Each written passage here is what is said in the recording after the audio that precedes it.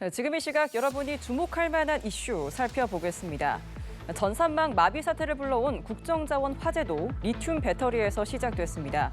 충전식 배터리 사용이 늘면서 곳곳에서 비슷한 화재가 이어지고 있고 대형 화재 위험도 늘고 있는데요.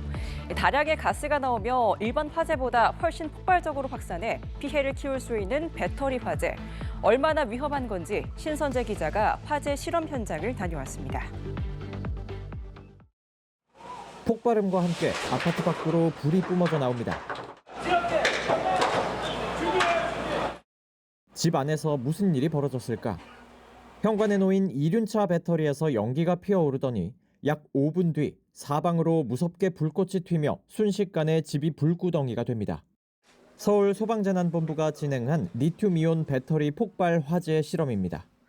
단 몇 분 만에 집안이 전체가 그야말로 잿더미로 변했습니다. 만약에 안에 사람이 있었다면 과연 대피를 할 수 있었을지 상상조차 되지 않습니다. 실험에선 일부러 배터리에 열을 가해 열폭주를 유도했는데 실제 과충전 상황이라면 피해가 더 클 수 있습니다. 만약에 집에서 과충전 상태에서 이렇게 화재가 일어난다면 더 큰 폭발력과 더 빠르게 확산될 것이라고 추측이 됩니다. 소방관이라도 만약에 저가 있었더라도 대응을 할 수 없는 그런 상황이었을 것 같고요. 2023년부터 지난 8월까지 서울에서 발생한 배터리 화재는 모두 346건. 최근 2호선 합정역에선 승객이 소지한 20kg짜리 배터리에서 연기가 나 지하철 운행이 멈추기도 했고 마포구의 아파트에선 이륜차 배터리 화재로 2명이 숨졌습니다. 지난 금요일 밤 발생한 국가정보자원관리원 화재 역시 리튬이온 배터리에서 시작됐습니다. 다량의 가스가 나오며 일반 화재보다 훨씬 폭발적으로 확산해 피해를 키울 수 있는 배터리 화재. 소방당국은 실내 충전을 가급적 피할 것은 물론 충전 시간을 준수하고 수시로 배터리를 점검해야 한다고 당부했습니다. 연합뉴스 TV 신선재입니다. 불똥 하나에 국가가 마비된 국가정보자원관리원 화재. 그동안 기업에는 까다로운 잣대를 들이댔던 정부가 정작 데이터 센터 관리에 소홀했다는 지적을 피하기 어렵습니다. 다시는 이런 일이 발생하지 않으려면 이중화는 기본이고 이제 민간과의 협업도 전향적으로 고려할 필요가 있는데요. 제2, 제3의 유사 사고를 막으려면 뭘 준비해야 할지 짚어봤습니다. 최덕재 기자입니다. 지난 2022년 10월 15일 오후 3시 조금 넘은 시각, 데이터 센터 화재로 카카오톡에 문제가 생겨 며칠간 국민 일상이 멈추다시피 했습니다. 데이터 센터 불똥 하나에 정부 업무가 마비된 지금과 매우 비슷합니다. 당시 정부는 한 데이터 센터에 문제가 생겼을 때 다른 데이터 센터를 활용할 수 있게 하는 시스템 이중화를 왜 안 했냐고 질책했는데 이번 사태에서 같은 문제가 지적돼 겸연쩍은 상황이 됐습니다. 다시는 이런 일이 발생하지 않으려면 이중화는 기본이고 이제 민관과의 협업도 전향적으로 고려할 필요가 있습니다. 정부가 더 모든 것에 있어 우위에 있다. 우리가 소유해야 된다. 그런 개념 때문에 클라우드 전환율이 낮았어요. 미국 경우에는 약 70%를 아마존이라든지 구글과의 협력을 통해서 그때 클라우드를 이용합니다. 보건력도 높이고 여러 가지 관련된 산업도 활성화되고 장점이 굉장히 많습니다. 한 발 더 나아가 화재 같은 사고뿐 아니라 해킹 같은 의도적인 접근을 막을 준비도 원점부터 해야 합니다. AI 발전으로 해킹이 더 쉬워져 예스24 때처럼 랜섬웨어를 감염시켜 백업 데이터까지 접근하는 게 훨씬 쉬워졌기 때문입니다. 아이디와 패스워드만 있으면 어디서든 접속할 수 있는 기존 시스템에서 탈피해 필요한 최소 권한만 부여하고 어떤 요청도 기본적으로 신뢰하지 않는 보안 패러다임, 이른바 제로 트러스트를 도입하는 방안 등이 거론됩니다. 익숙한 관성에서 벗어나지 않으면 지금껏 경험 못한 혼란을 예방할 기회를 놓칠 수 있습니다. 연합뉴스 TV 최덕재입니다. 경찰이 추석 연휴를 앞두고 교통법규 위반 행위에 대해 대대적인 단속에 나섰습니다. 단 2시간 만에 300건이 넘는 위반 행위가 적발됐는데요. 경찰은 긴 연휴 기간 동안 차량 이동이 많아지는 만큼 안전 운전을 더욱 당부하는 한편 연휴 이후 올해 말까지 5대 위반 운전 행위에 대해 집중 단속을 이어갈 예정입니다. 서승택 기자가 단속 현장을 동행했습니다. 좌회전 신호를 기다리던 차량이 중앙선을 침범해 유턴합니다. 반대편에 있던 경찰관들이 곧바로 차량을 멈춰 세웁니다. 유턴하신 지역이 유턴 구간이 아니고 중앙선에서 하셨기 때문에 중앙선 침범입니다. 운전자들은 신호에 맞춰 운전했을 뿐이라고 호소했지만 경찰의 단속을 피할 수 없었습니다. 그냥 좌회전 차량 있길래 유턴하면 되는 줄 알고. 경찰이 추석 연휴를 앞두고 교통법규 위반 행위에 대해 대대적인 단속에 나섰습니다. 경찰과 함께 교통법규 위반 단속 현장에 함께 나와봤습니다. 단속한 지 10분도 되지 않아 10대가 넘는 법규 위반 차량이 무더기로 단속됐습니다. 총 32곳에서 2시간 동안 단속 결과 5대 반칙 운전을 비롯해 총 300건이 넘는 불법 행위가 적발됐습니다. 유형별로는 끼어들기가 181건으로 가장 많았고 새치기 유턴 64건, 꼬리 물기 98건 등이었습니다. 경찰은 긴 연휴 기간 동안 차량 이동이 많아지는 만큼 안전운전을 더욱 당부했습니다.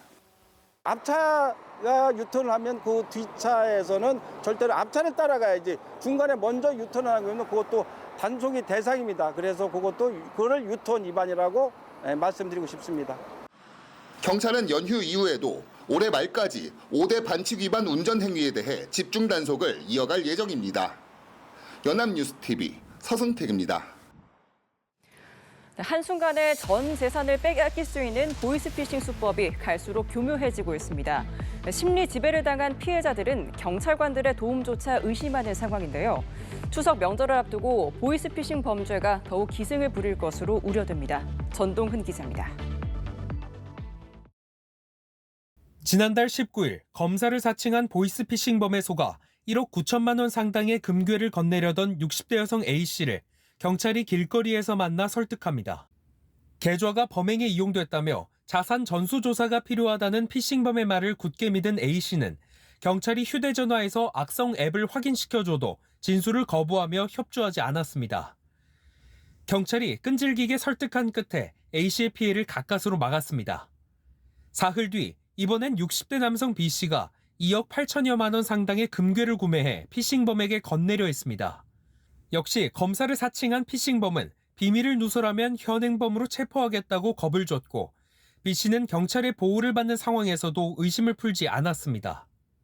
우리 애들 이름까지 다 먹이면서 비밀 누설되면은 내가 해양범으로 체포할 수 있으니까 그게 겁이 나갖고 무서워서 믿고 입국 다물고 비밀 지키다 보니까.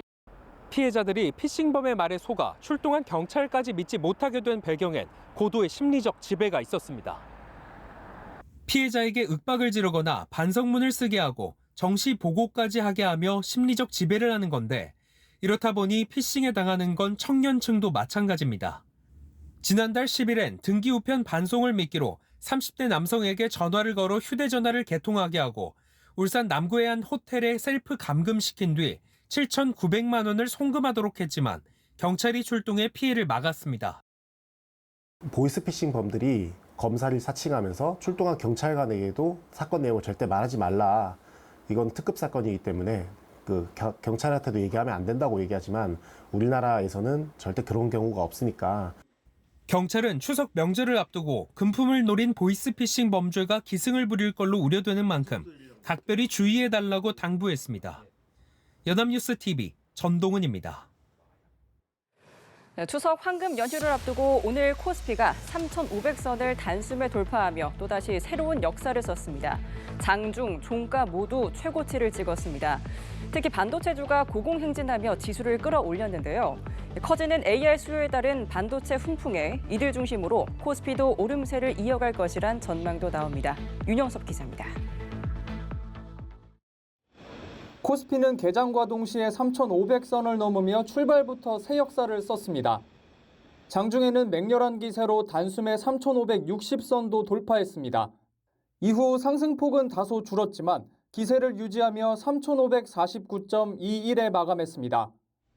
장중, 종가 모두 사상 최고치입니다. 지수 상승을 견인한 건 반도체의 두 기둥, 삼성전자와 SK하이닉스였습니다. 삼성전자는 장중 한때 9만 원을 넘어 52주 신고가를 경신했고 8만 9천 원에 마감했습니다. SK 하이닉스는 무려 12% 폭등하며 장중 40만 원을 돌파했고 39만 5,500원에 마감했습니다. 한국을 찾은 샘 올트먼 오픈AI 대표가 이재용 삼성전자 회장과 최태원 SK그룹 회장을 만나 AI 인프라 구축 사업에 협력할 것이란 소식에 주가는 치솟았습니다. 이에 외국인은 삼성전자 1조 7천억 원, SK 하이닉스 4천억 원어치를 순매수했습니다. 유가증권 시장에서 외국인은 3조 1천억 원어치를 사들이며 지수를 끌어올렸습니다. 커지는 AI 수요에 따른 반도체 훈풍에 이들 중심으로 코스피도 오름세를 이어갈 것이란 전망도 나옵니다.